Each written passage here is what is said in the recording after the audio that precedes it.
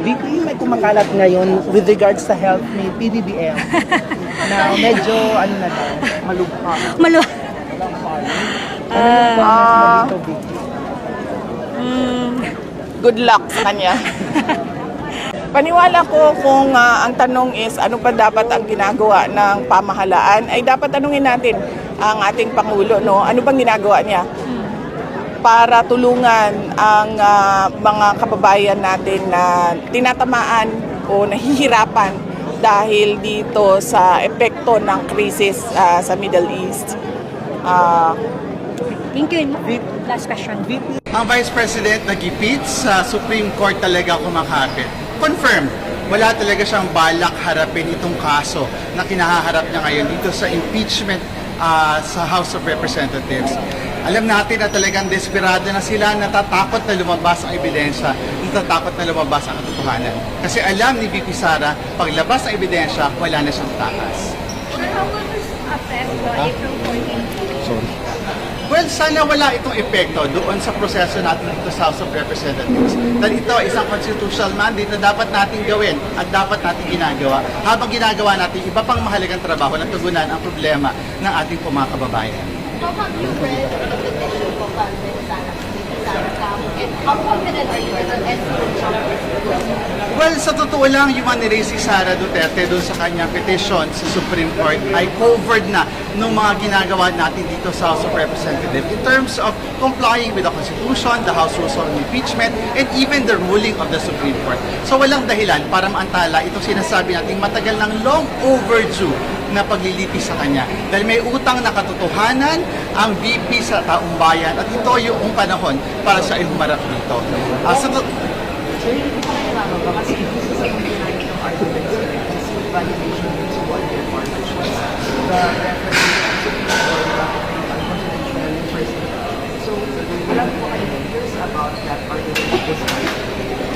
Well, sa ngayon, very confident tayo. Naging maingat ang proseso dito sa Committee on Justice and we are confident with how we are proceeding sa pagsunod doon sa letters of the law, particularly yung processes within the COJ. Sa totoo lang, yung pagsunod nga natin na ito, sabi ng iba, parang nagpapabagal sa proseso. Pero naniniwala tayo sa rule of law and due process. Kung may regret pa kayo na nag-endorse kayo ng complaint sa mga Well, wala tayong regret kasi sa dulo malinaw yung pananagutan natin sa taong bayan. The same way na sana malinaw kay VP Sara yung pananagutan niya sa taong bayan. Wala siyang karapatan na mag-aspire for a higher position kung dito pa lamang bilang Vice Presidente, hindi na niya kayang gawin yung kanyang constitutional mandate. Sir, may pinapa-invalidate si VP Sara sa House Rules on Impeachment dalawang session. Do you think that's an admission na grounded on existing laws and House Rules yung proceeding na nangyayari? Well, this petition reeks of desperation. At alam natin kapag desperado, talagang gagawin ang lahat para ma-delay, ma-derail yung process. And we hope that the Supreme Court will see that we are fully compliant with not just the Constitution, but even with their own ruling.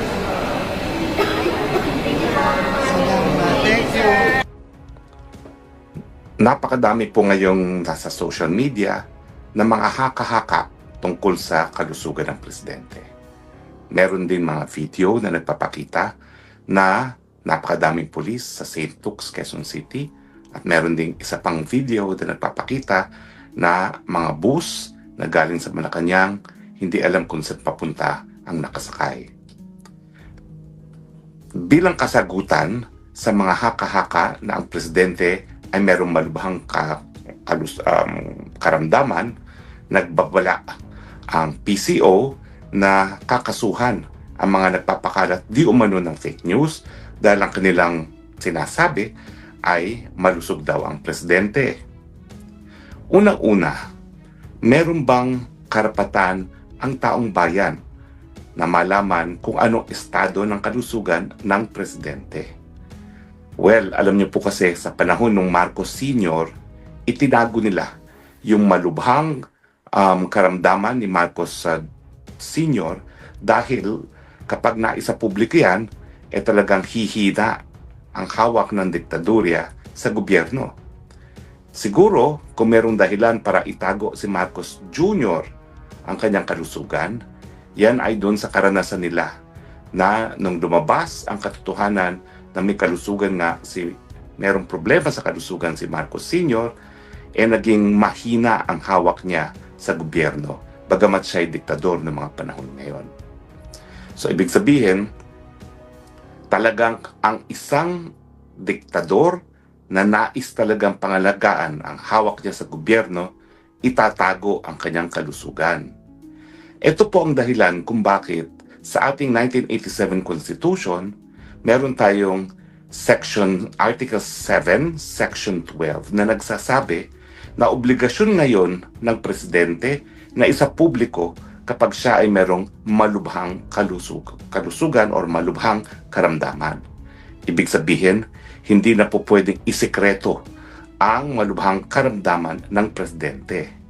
Ang tanong, hindi ba ang kalusugan ng isang tao ay absolutely confidential?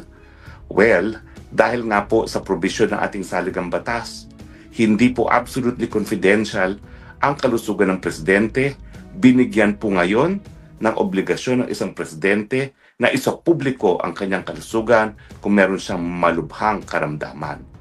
Bukod pa dyan, sinasabi ng ating saligang batas na hindi po pwede na pagkaitan ng access ang mga miyembro ng gabinete, lalong-lalo na ang National Security Advisor, ang Secretary of National Defense at Secretary of Foreign Affairs, bagamat meron siyang malubhang karamdaman. So, ang tanong, tama ba na ang palagi lang sinasabi ng mga tagapagsalita ng Malacanang ay mabuti ang kalusugan ni Presidente Marcos Jr. bagamat hindi siya nakikita sa publiko? Hindi nakatulong na nag-release ang PCO mismo na isang video na di umano na isang pagpupulong na inatendan ni Marcos Jr. matapos ang Easter Sunday, at doon sa video na ipinakita nila, naroon pa si Juan Ponce Enrile. Either nagmala Panginoon ng Diyos si JPE or talagang ang ginamit ay lumang video. Ang tanong, bakit sila gagamit ng lumang video kung talagang mabuti ang kalusugan ng presidente? Sa aking pananaw, panahon na para tuparin ng ating presidente ang kanyang katungkulan sang-ayon sa Article 7, Section 12 ng 1987 Constitution, dahil sa tingin natin, kung matagal na siyang hindi nakikita sa publiko, talagang meron na siyang malubhang kalusugan. Isa pang tanong, pwede ba dumulog sa hukuman para sa impormasyon nito? Well, ang sagot po dyan ay nakadepende kung ano ang karamdaman niya. Kasi ang nakasaad sa saligang batas, kinakailangan malubha ang karamdaman para magkaroon ng karapatan ang publiko sa impormasyon sa estado ng kanyang kalusugan. Pero, meron pa pong isang bagong karapatan na pwede rin magamit para nga malaman natin ang katotohanan sa estado ng kalusugan. Yan ang karapatan ng taong bayan sa impormasyon sa mga bagay-bagay na nakakaapekto sa kanilang pang-araw-araw na buhay. Bagamat merong specific na provision sa kalusugan, pwede rin magamit ito, yung karapatan ng taong bayan sa mga bagay-bagay na nakakaapekto sa kanilang araw-araw na buhay para mapilitan ang presidente mismo na magbigay ng impormasyon tungkol sa kanyang kalusugan maski ito ay hindi malubha. Bakit? Dahil sa tingin ko, ang estado ng kalusugan ng isang presidente ay nakakaapekto sa pang-araw-araw na buhay ng mga Pilipino dahil siya nga ang nagpapatupad ng batas, lalo na sa panahon na napakadami nating pagsubok na hinaharap dahil sa putukan sa gitnang silangan.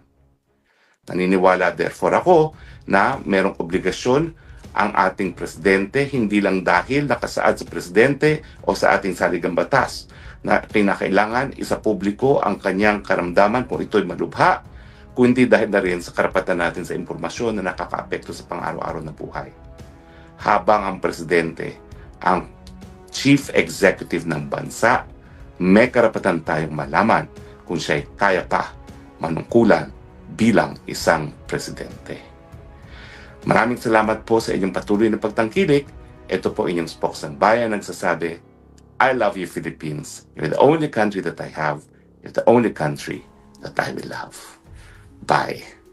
God bless the Philippines.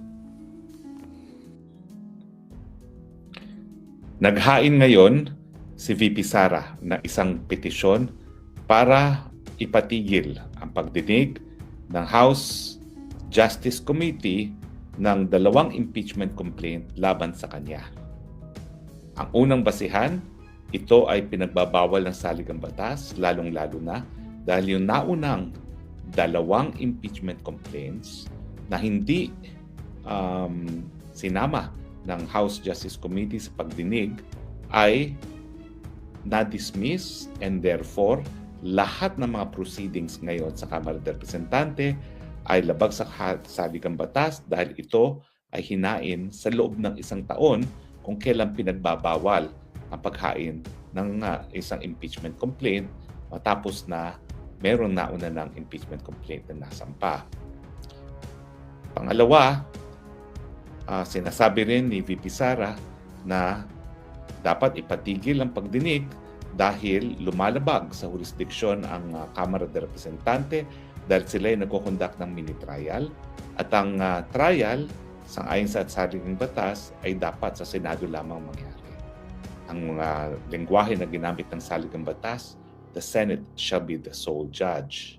Pangatlo, dahil nag-i-issue ng supinas ang Kamara de Representante at sila ay naghahanap ng ebidensya at magtatanong sa mga testigo na hindi naman po kasama sa complaints na dinidinig ngayon ng Kamara de Representante, ito ay labag din sa saligang batas dahil ito ay fishing expedition na walang kinalaman sa form or substance ng impeachment complaint at ng probable cause na siyang dahilan para maisampa ang impeachment dyan po sa Senado. Dahil dito sa mga kadahilanan ito, hinihingi ni VP Sara na mag-issue ng temporary restraining order at matapos madinig ang kaso, gawing permanente ang restraining order laban sa Kamara, laban sa House Committee on Justice para nga po mapatigil ang pagdinig dito sa impeachment complaints laban kay VP Sara. Naniniwala po ako na ang mga basihan ni VP Sara sa paghain ng kaso ay ayon sa ating saligang batas at naniniwala po ako bilang isang dating profesor ng constitutional law, international law, and mahigit na 30 years of constitutional law practice na dapat lamang talagang ipatigil ang ginagawang pagdinig ng Kamara de Representante na hindi po siya talaga kabahagi ng impeachment kung hindi kabahagi lamang ng isang pamamaraan para sirain ang pagkatao ni VP Sara. Ano ang mga tsansa naman ni VP Sara sa Korte Suprema? Well, marami na pong makasong na-desisyonan ang Korte Suprema pagdating sa kung paano talaga dapat mag-usad ang proseso ng impeachment. Kinagagalak ko pong sabihin na sa pinakaunang kaso dyan, yung Francisco versus sa House of Representatives ay isang kaso na ating hinain. At doon po malinaw na sabi ng Korte Suprema dahil ang pinagbabawal ay ang mahigit pa sa isang impeachment complaint sa 1 taon, lahat ng mga impeachment complaints na na-file sa loob lamang ng 1 taon ay pinagbabawal. Ang dahilan, wala nang gagawin ng mga impeachable officers kung palagi silang magdidepensa sa mga impeachment complaints. At malinaw din sa akin na ang saligang batas ay naging malinaw na tanging Senado lang ang magiging sole judge ng impeachment sa impeachment trial.